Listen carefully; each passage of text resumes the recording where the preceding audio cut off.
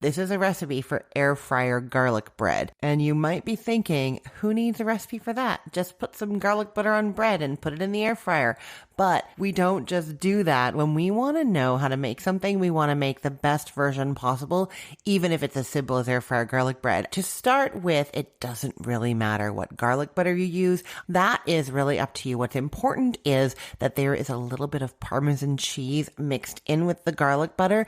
Mixing it in lets it really kind of spread out and spread through, and then it kind of just melts in with the butter and makes it extra delicious. You're going to love this part of it. More important than what you put in your garlic butter, though, is how you cut the bread to do this. So we, of course, wanted bread that was going to fit in the air fryer, and so we took a baguette or an Italian loaf, either of these is going to work, and trimmed off the ends so that when you then cut the loaf in half, each half could fit in the air fryer. So you trim off those ends so that a half of the loaf then can fit in the air fryer.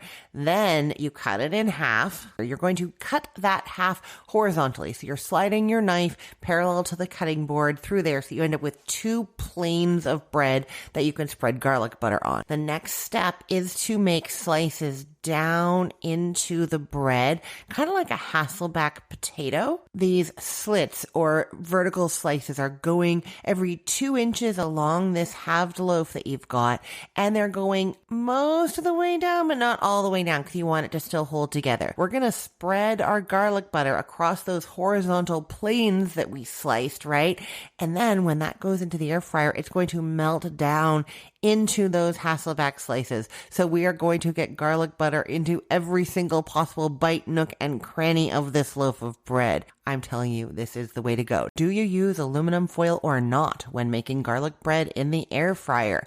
We have gone with not. And the reason is that when you put that loaf in there, so you're putting it on its uncut side, buttered side up, you can do 2 of those, I guess they're quartered loaves at this point, 2 of those quarters in there at a time. When you do that, they get nice and toasty on the outside and on the top. They turn out really, really beautiful. So that was our favorite side-by-side taste test. We like that best. If you want soft, squidgy inside, then you're going to use foil. If you want toasty all over, then you're going to skip the foil. And if you want the sliced garlic toast thing, that is something else entirely and not what I'm talking about. Now it's time to cook that garlic bread. You're turning your air fryer to 400 degrees Fahrenheit. You don't have to preheat it.